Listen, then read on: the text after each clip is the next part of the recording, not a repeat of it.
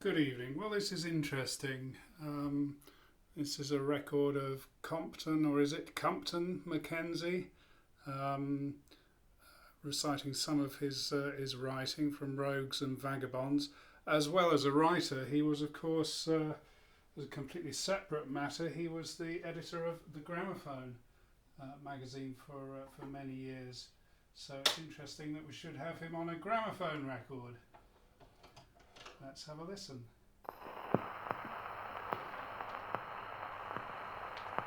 I am reading a scene from Rogues and Vagabonds. It is a Sunday afternoon in the house of Miss Dukes in Soho. Mrs. Pottage, Nancy O'Finn's old landlady, has arrived to look after Nancy's little daughter, while her mother is out of work. Nancy was wondering if she had enough money left to pay the cab now and Miss Dukes' bill tomorrow morning. However, she decided to accept Mrs. Pottage's offer. Now, who's going to fetch the four-wheeler, Mrs. Pottage wanted to know when the packing was finished. Shall I give a holler to her landladyship upstairs? Ask Miss Dukes to fetch a cab, Nancy exclaimed. Why, she... Words failed her to express what Miss Dukes would do. But what is this, Miss Dukes? Demanded Mrs. Pottage indignantly. 3 ha'porth of nothing from what I could make out of her. Still, rather than create a row on a Sunday afternoon, I'll go and fetch the four-wheeler myself. I'll stand in Shaftesbury Avenue till one comes along. There's one thing, the police won't be so likely to take me for a curbstone fairy as what they would Lady Dukes. Oh dear, oh dear. Well, I'm bothered if some people nowadays don't give themselves as much airs as if they was Margate, Ramsgate and Brighton all rolled into one. In about 10 minutes, Mrs. Pottage returned, followed by a burly old cab driver in a dark blue beaver coat with treble capes and a shiny bowler hat. I've brought a most obliging driver along with me, she proclaimed. The first cab I got, the fellow wouldn't leave his horse at the corner to come and help down with the luggage. Afraid of his horse, he said. I suppose you're afraid it'll fall down and never stand up again if you let go of the reins, I said. Never heard of a horse running away, I suppose, he answered back, very sarcastic. What, said I? That poor Skellington run away? Why, it couldn't walk away. It might fade away, yes. And if it didn't run away of itself, I'm sure nobody wouldn't ever run away with it. Not even a cat's meat man. And they'll run away with anything that looks a little bit like flesh and blood. But that horse of yours don't. That horse of yours looks more like a clothes horse than a real animal. Only I'd be very afraid to hang a towel on its back, for fear it might break in half under the weight. And with that I walked on and found this driver, who's been most obliging, I'm sure.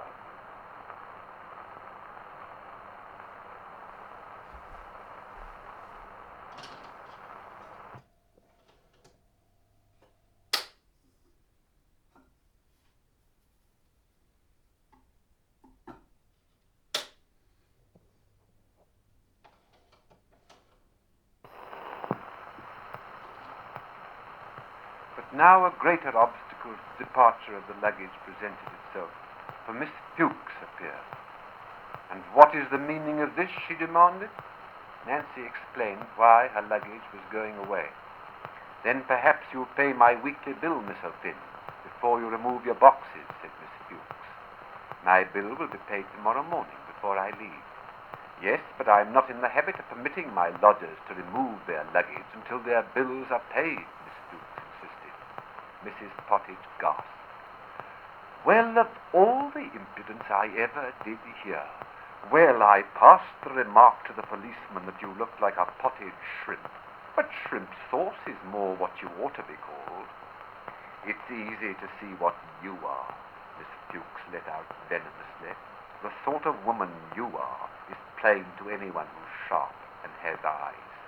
It is easy to see what I am, Mrs. Pottage agreed, because I'm a decent made woman. But it's far from easy to see what you are, let me tell you. Very far from easy. because you aren't as big as a second helping of underdone mutton at an eating house. You may have eyes, so's a needle. You may be sharp, so's a needle. And I wouldn't care to look for you in a haystack any more than what I would a needle. And that's the solid truth I'm telling you. You asked for it, ma'am, and now you've had it. And if you'll kindly stand on one side, you won't get carried out with the luggage like a speck of dust off of your own dusty banisters. This luggage don't leave my house before my account's been settled, not if I have to fetch in a policeman to you. Fetch a policeman, Mrs. Pottage jeered? Well, for a woman who looks like last night's buttonhole, or a sucked sweet as a kid spat out on the pavement, you've got a tidy nerve. I'm quite willing to pay your bill, Miss Dukes, if you suspect I'm trying to give you the slip, Nancy said. Not at all, Mrs. Pottage interposed. It's beyond reason giving in to such as she. Let her call this policeman we've heard so much about. And it's my opinion he'll laugh in her face. That is, if he could tell it was her face, which I don't think. You vulgar, impertinent woman, Miss Dukes ejaculated. Yes, thank goodness I am a woman, Mrs. Pottage retorted. And thank goodness you can recognize me as such, which is more than what I could recognize you. Not if I was looking at you with two telescopes at once. Why, if I was you, I'd be afraid to go out alone in case I got took by a showman for a performing flea. It's a 9 days wonder you never got picked up by a sparrow. But there, I suppose even a sparrow knows what isn't good for him.